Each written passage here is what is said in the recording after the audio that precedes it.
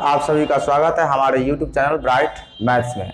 इस वीडियो में हम अंकगणित का मूलभूत प्रमेय और महत्तम समावर्तक और लघुत्तम समावर्तक का थ्योरी के बारे में पढ़ेंगे।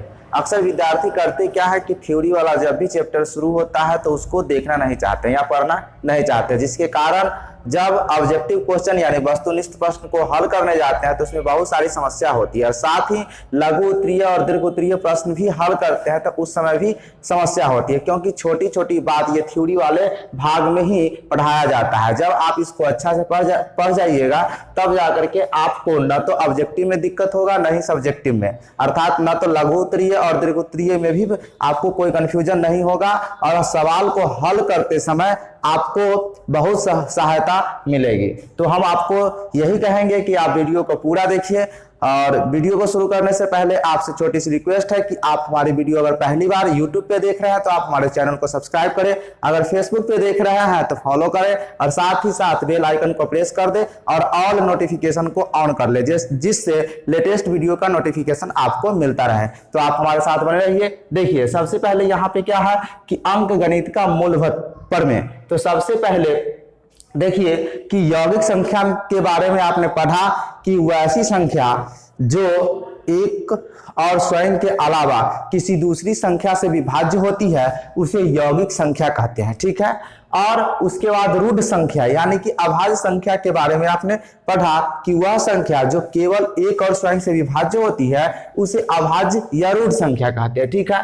तो अब यहाँ पे कहता है अंकगणित का मूलभूत प्रमेय कि प्रत्येक यौगिक संख्या को अभाज्य संख्या के गुणनफल के रूप में एक और केवल एक ही रूप में व्यक्त किया जा सकता है। यानी कि जब यौगिक संख्या का हम गुणनखंड करेंगे तो उसमें अभाज्य संख्या आएगा और वह उसका जो रूप होगा गुणनफल का, अभाज्य संख्या के गुणनफल का जो रूप होगा वह केवल और केवल एक ही रूप होगा सिवाय उसके क्रम को, यानी कि क्रम को अगर छोड़ दिया जाए तो उसको एक ही रूप में व्यक्त किया जा सकता है। जैसे यहाँ पे कुछ एग्जांपल है, उसको हम देखते हैं। यहाँ 28 है, 28 का जब आप गुणनखंड कीजिएगा तो क्या होगा 2 गुना 2 गुना 7 यानी 2 दूना 4 सते 28, यानी कि इसमें जितनी भी संख्या आपको दिख रहा है वो सबके सब अभाज्य है। 2 भी अभाज्य है और 7 भी अभाज्य है। इसको अगर क्रम चेंज करके लिखिएगा तो 7 गुने 2 गुने 7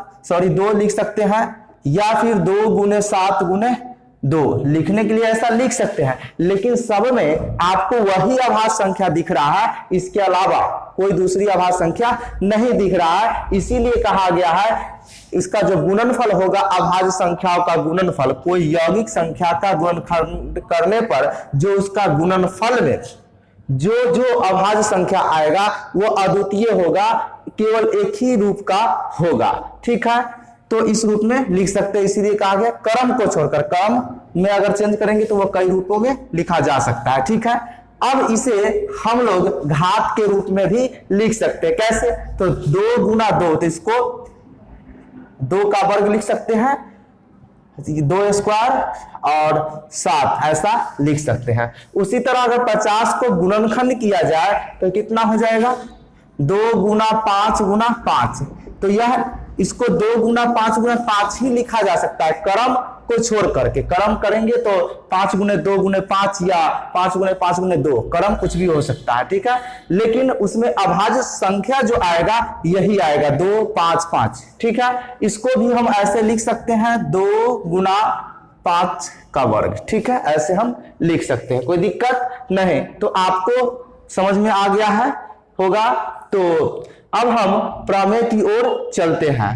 इसका प्रमेय क्या कहता है उसको देखिए। क्या कहता है, यदि कोई अभाज्य संख्या, अभाज्य यानी कि यहाँ पे p लिया गया है, कोई ऐसी अभाज्य जो p, यदि कोई अभाज्य p q स्क्वायर को विभाजित करता है तो p q को भी विभाजित करेगा, ठीक है। क्या कहता है, यदि कोई ऐसी अभाज्य संख्या है जो q स्क्वायर को विभाजित करता है तो p जो होगा अवश्य रूप से q को भी विभाजित करेगा, जहां q एक धनात्मक पूर्णांक है। q क्या है? धनात्मक पूर्णांक है। सबसे पहले एक इसके लिए एग्जांपल छोटी सी देख लीजिए। जैसे यहाँ पे हम लेते हैं p है और क्यू स्क्वायर है। मान लीजिए कि p एक अभाज्य संख्या 3 है, सॉरी मान लीजिए हाँ 3 है, और यहां पर ये 9 दिया गया है, ठीक है। अब मान लीजिए कि 3 जो है सो 9 को विभाजित कर रहा है, क्या कर रहा है, विभाजित कर रहा है।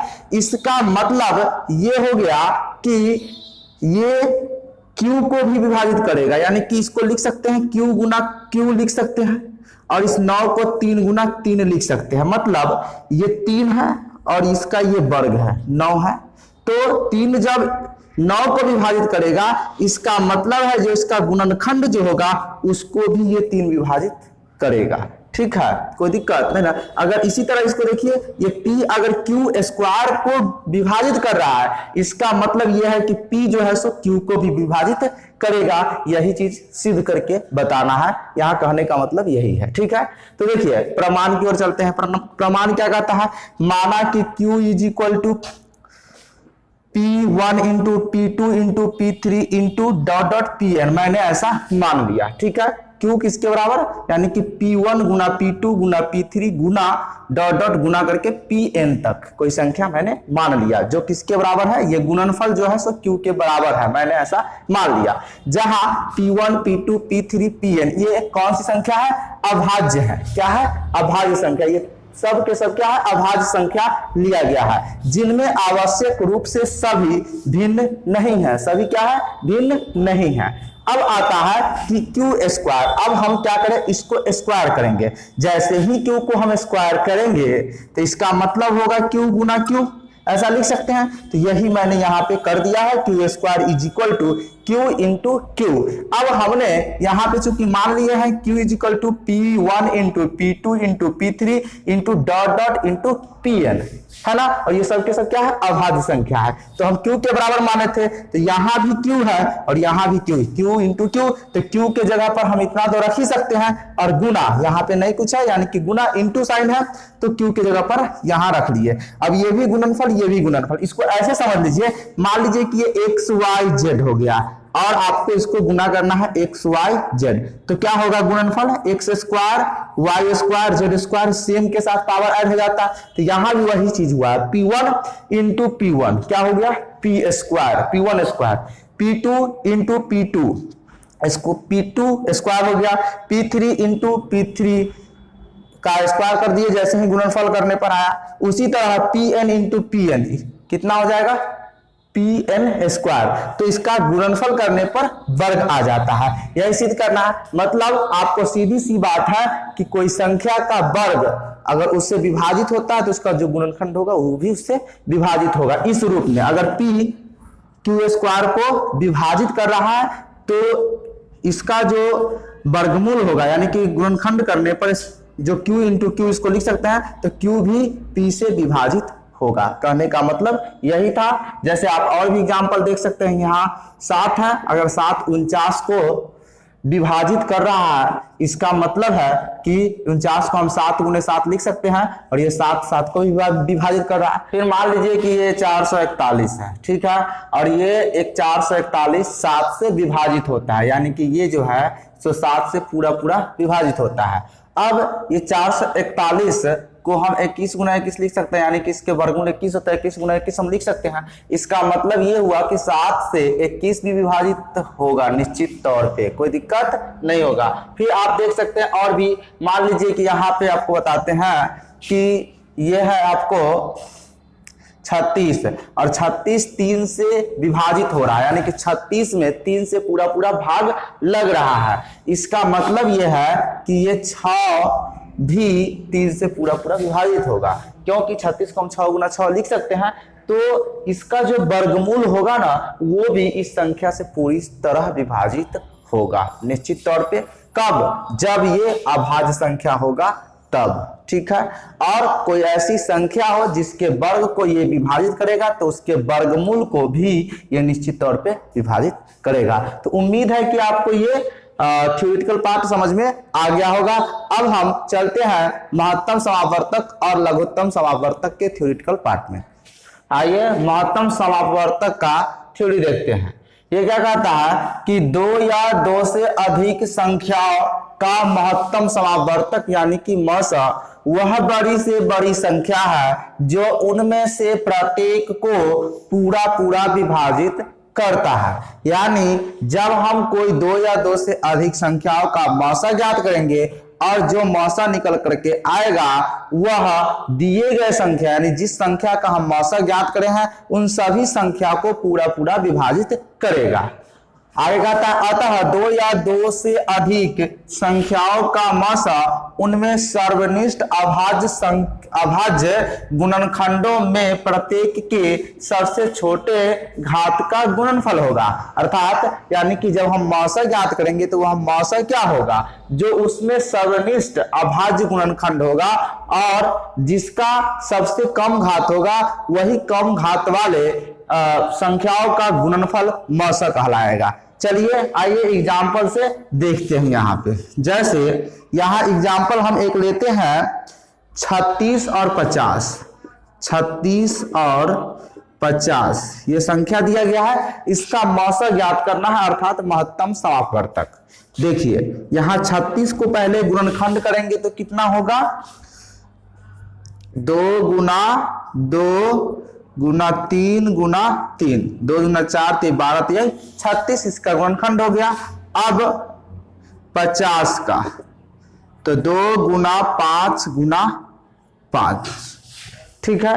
अब इसमें जो सबसे कम घात होगा वही हमारा क्या होगा, मौसा होगा। तो घात की बात तो पहले बाद में करते हैं। देखिए सबसे पहले यहाँ पे इसको घात, इसको हम लिख सकते हैं कितना, 2 का स्क्वायर और इसको 3 का स्क्वायर, ठीक है।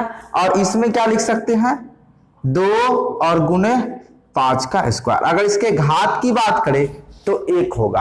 अब इसका जो मौसा होगा क्या होगा, कहा है कि घात जो सबसे कम घात होगा उसी का गुणनफल के बराबर होगा। तो देखिए सबसे पहली बात सिंपल, देखिए पहले हम लोग कैसे निकालते थे, जो दोनों में कॉमन होता था, कॉमन ये हो गया और ये कॉमन नहीं है, ये भी कॉमन नहीं है, ये 3 है, इसमें 3 नहीं, इसमें 3 नहीं है, ऐसा हम पिछले वीडियो में पढ़ चुके हैं। तो ये सिंपल विधि हम लोग पढ़ चुके थे, घात वाला नहीं पढ़े हैं, यहाँ हम घात वाला पढ़ेंगे। तो इसके अनुसार जो कॉमन होता है वही मौसा होता है, यानी कि जो सर्वनिष्ठ गुणनखंड होता है वही मौसा कहलाता है। उसके सर्वनिष्ठ अंकों के गुणनफल जो आता है वही महत्तम समावर्तक होता है। यहाँ घात वाली बात है तो उसको भी समझिए। तो इसके अनुसार क्या आया, मौसा। अब इसके अनुसार भी देखिए क्या कहा है, जो सर्वनिष्ठ अभाज्य गुणनखंड होगा उसमें जिसका घात सबसे कम होगा उसी का गुणनफल होगा। देखिए इसमें ये दोनों सर्वनिष्ठ है, 2 और 2, इसका घात 2 है, इसका घात 1 है। कितना का, जिसका सबसे कम होगा यानी छोटा घात, तो छोटा घात क्या है, 1, यानी कि 2 का पावर 1 है। और अलावा सेम है क्या, सर्वनिष्ठ गुणनखंड नहीं, सर्वनिष्ठ का मतलब यानी कि 2 संख्या का मौसा निकालना है तो दोनों में जो संख्या कॉमन होगा, सर्वनिष्ठ होगा, एक ही जैसा होगा, वो सर्वनिष्ठ कहलाता है। तो इसका घात सबसे छोटा कितना हो गया, 1, यानी कि यही हमारा आंसर हो गया महत्तम समावर्तक। समझ गए होंगे। चलिए एक और एग्जांपल लेते हैं। यहां पे कहा 20,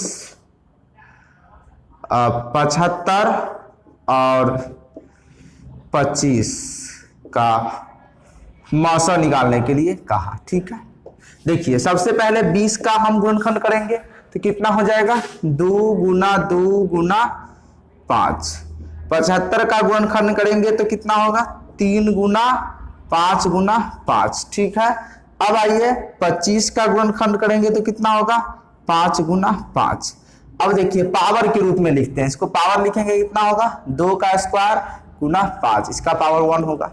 इसका 3 गुना 5 का स्क्वायर पावर यानी घात इसका 2 और इसमें 5 का घात 2। अब यहाँ पे हमें तीनों में देखना होगा सर्वनिष्ठ। देखिए इसमें 2 है, इसमें कहीं भी 2 है तो 2 सर्वनिष्ठ नहीं हुआ, इसमें 3 है, तीनों में 3 नहीं है तो ये सर्वनिष्ठ नहीं हुआ, इसका भी पावर 1 लिख ही देते हैं। चलिए और ये 5 है, 5 तीनों में है यानी कि 5 सर्वनिष्ठ हुआ, लेकिन मौसा हमारा वही होगा जिसका घात सबसे कम होगा। इसमें घात सबसे कम कितना है, 5 है ना, तो यही आंसर हो जाएगा। ठीक है। और इसमें कहा गया है जो मौसा होगा, जिन संख्याओं का हम मौसा ज्ञात करेंगे उसको पूरा पूरा विभाजित करेंगे, यानी कि ये 5 से 25 भी विभाजित होगा, 75 भी विभाजित होगा और 20 भी विभाजित होगा, यानी कि यह सबसे बड़ी संख्या है जो इस तीनों को विभाजित करेगा। उसी तरह इसमें ये सबसे बड़ी संख्या है जो 36 को भी विभाजित करेगा और 50 को भी विभाजित करेगा, ये दो। ठीक है, तो जब भी आपको बड़ी संख्या ज्ञात करने के लिए कहे, ऐसी बड़ी संख्या ज्ञात कीजिए जो दिए गए संख्या को पूरा पूरा विभाजित करे, तो आप उन संख्याओं को क्या ज्ञात कीजिएगा, महत्तम समावर्तक ज्ञात कर लीजिएगा, वही आपका आंसर हो जाएगा। उम्मीद है कि ये आपको समझ में आया होगा। अब हम चलते हैं लघुत्तम समापवर्तक की ओर। अब लघुत्तम समापवर्तक के बारे में जानते हैं। ये क्या कहता है, 2 या 2 से अधिक संख्याओं का लघुत्तम समापवर्तक वह छोटी से छोटी संख्या है जो उनमें प्रत्येक द्वारा पूरा पूरा विभाजित होता है। यानी कि जिन संख्याओं का हम लघुत्तम समापवर्तक ज्ञात करेंगे, जो हमारा लघुत्तम समापवर्तक होगा, वह जिन सभी संख्याओं का हम लसक ज्ञात कर रहे हैं उन संख्याओं से वह पूरी पूरी विभाजित होगा, यानी कि लघुत्तम समापवर्तक जो आएगा वो दिए गए संख्या से पूरी पूरी विभाज्य होगा। अतः 2 या 2 से अधिक संख्याओं का लघुत्तम समापवर्तक उनके सभी अभाज्य गुणनखंडों में प्रत्येक के सबसे बड़े घात का गुणनफल होगा। यानी कि इसका जब हम लघुत्तम समापवर्तक निकालेंगे तो जब उसमें जो गुणनखंड करेंगे तो उसमें जो सबसे बड़ा घात होगा उसी का, यानी जो सर्वनिष्ठ होगा उसमें जो बड़ा घात होगा उसके गुणनफल के बराबर होगा लघुत्तम समापवर्तक। ठीक है, तो आइए हम इसको एग्जाम्पल के से देखते हैं। देखिए यहाँ पे सबसे पहले देखिए 36 और 50 का लसक। ठीक है, इसको सबसे पहले हम साधारण विधि से बनाते हैं। देखिए इसको गुणनखंड कीजिएगा तो कितना होगा, 2 गुना 2 गुना 3 गुना 3। ठीक है, 36 हो जाएगा। और ये 50 का कीजिएगा तो 2 गुना 5 गुना 5, इस तरह से हो जाएगा। इसका लघुत्तम समापवर्तक जो हम लोग निकालते थे, क्या करते थे, जो कॉमन होता था उसको पहले लिख लेते थे। ये दोनों में कॉमन है तो इसको लिख लीजिए। ठीक है, बाकी जितना होता था उस सबको लिख लेते थे, तो इसको भी लिख लेना है, इसको भी लिख लेते थे, इसको भी लिख लेना है, और 5 गुना 5।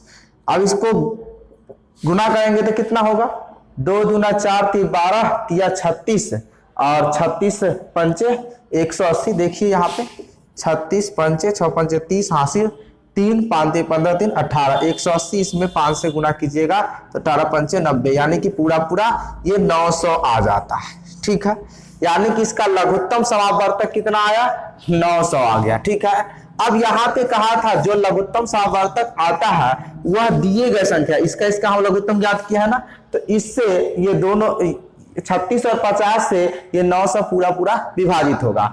ठीक है, चलिए, लेकिन यहाँ पे कहा है कि गुणनफल यानी कि सबसे बड़े घात का गुणनफल होगा क्या, मौसा। वो कैसे, तो देखिए इधर लिखते हैं। सबसे पहले ये 36 का जो हम गुणनखंड करेंगे वो क्या होगा, 2 गुना 2 गुना 3 गुना 3, और 50 का गुणनखंड करेंगे तो 2 गुना 5 गुना 5, ऐसा होगा। अब देखिए ये दोनों में कॉमन है 2 वाला, लेकिन 3 इसमें नहीं है, इसमें है, इसमें नहीं, इसमें 5 है, इसमें 5 नहीं है। इसको हम ऐसे लिख सकते हैं 2 का स्क्वायर गुने 3 का स्क्वायर, और इसको 2 का पावर 1 और इसका स्क्वायर लिख सकते हैं। अब देखिए इसमें 5 है, इसमें 5 नहीं है, और इसमें 3 है, इसमें 3 नहीं है। तो ऐसा तो कर ही सकते हैं कि 5 का पावर 0, क्योंकि इसका वैल्यू 1 होता है, तो किसी भी संख्या में 1 से गुना करने पर कोई दिक्कत, कोई फर्क नहीं पड़ता है। उसी तरह यहाँ पे 3 का पावर कितना, 0 कर देंगे। अब देखिए सब में सर्वनिष्ठ हो गया, ये 2 इसमें, 3 इसमें, 5 इसमें आ गया, दोनों में 3, जो संख्या दोनों में कॉमन हो रहा है। अब देखिए यहाँ पे आपको लसक ज्ञात करना है। क्या ज्ञात करना है, लसक। तो क्या कहा है, कि जो सबसे बड़े घात का गुणनफल होगा। तो इसमें देखिए सबसे बड़ा घात किसका किसका, देखिए 2 है, ये दोनों में कॉमन घात इसका बड़ा है तो 2 का स्क्वायर आप लिख लीजिए। फिर 3 वाला देखिए इसका घात बड़ा है तो ये लिखेंगे, ये नहीं लिखेंगे, यानी कि 3 स्क्वायर लिखेंगे। 5 का देखिए तो इसका पावर ज्यादा है, इसका पावर कम है, तो यहाँ पे 5 का स्क्वायर लिखिए। अब क्या हो जाएगा, ये 4 हो जाएगा, ये 9 हो जाएगा, ये 25 होगा। अब गुणनफल कर लीजिए, 25 चौका 100, 100 में 9 से गुना कीजिएगा तो कितना आ जाएगा, 900। ठीक है, यही आपका आंसर हो गया। ठीक है, तो ये तरीका आप समझ गए होंगे, ये तो आप पहले से समझ रहे होंगे और ये आप अभी समझ गए। उम्मीद है कि ये आपको समझ में आया होगा। चलिए अब हम लसा और मसा दोनों का एग्जाम्पल एक एक लेते हैं, ठीक है, जिससे पूरा क्लियर हो जाएगा। चलिए हमारा एग्जाम्पल है 72 और 96 का महत्तम समापवर्तक और लघुत्तम समापवर्त्य ज्ञात करें। ठीक है, देखिए सबसे पहले इसका गुणनखंड करते हैं 72 का और 96 का। ठीक है, 72 का कितना होगा, 2 गुना 2 गुना 2 गुना 3 गुना 3, 2 दूना 4 दूना 8 3 24 दिया 72। 96 का 2 गुना 2 गुना 2 गुना 2, 2 दूना 4 दूना 8 दूना 16, 16 दूना 32 अतिया 96, ये हमारा गुणनखंड हो गया। अब यहाँ पे देखिए इसका स्क्वायर करेंगे तो कितना होगा, स्क्वायर करेंगे कि कितना है, ये 3 बार है यानी कि 2 क्यूब हो जाएगा और ये 3 स्क्वायर होगा। इसको कितना लिख सकते हैं, 2 टू द पावर 5, क्योंकि ये 2 जो है सो 5 बार है और 3 जो है सो 1 बार है। ठीक है, अब देखिए मौसा और लौसा, तो यहाँ पे मौसा में हमने क्या कहा था, आप क्या पढ़े हैं मौसा में, कि जो सबसे छोटी घात होगा उसका गुणनफल। ठीक है, चलिए तो इसमें देखिए 2 सर्वनिष्ठ है, इसमें घात किसका कम है, ये घात कम है तो 2 क्यूब हो जाएगा, और इसमें घात किसका, ये है 3। अब देखिए इसका गुणनफल 2 दूना 4 दूना 8, ये 8 हो जाएगा, और 3 8 दिया कितना होगा 24, यानी कि इसका मौसा जो होगा वो 24 होगा, और ये 24 से ये दोनों संख्या पूरी पूरी विभाजित होगा। जैसे देखिए 24 दिया 72, 24 चौका 96 कट जाता है। अब आइए लसा, लसा में क्या कहा है, बड़ा घात वाला का गुणनफल होगा, तो इसमें बड़ा घात कौन है, 5 है, 2 टू द पावर 5, और इसमें 3 क्यूब हो, हाँ स्क्वायर है, 3 स्क्वायर। अब देखिए इसको गुना कीजिएगा, मतलब 5 बार तो कितना होगा, 2 दूना 4 दूना 8 दूना 16 दूना 32, और 3 तिया 9, 32 में 9 से गुना कर दीजिएगा तो कितना हो जाएगा, 9 दूना 18 और 9 तिया 27, 1 28।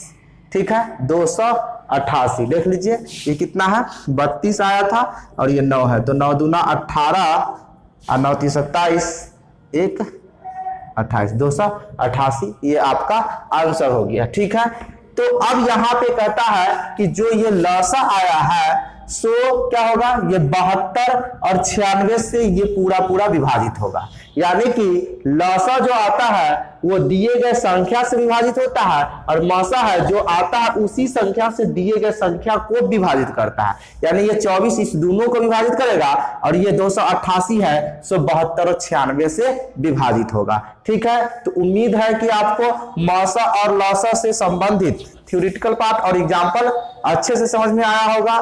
तो आप लाइक करें, कमेंट करें और अपने दोस्तों के साथ शेयर करें। इस वीडियो में इतना ही, फिर मिलते हैं किसी नए टॉपिक के साथ, तब तक के लिए धन्यवाद। जय हिंद, जय भारत।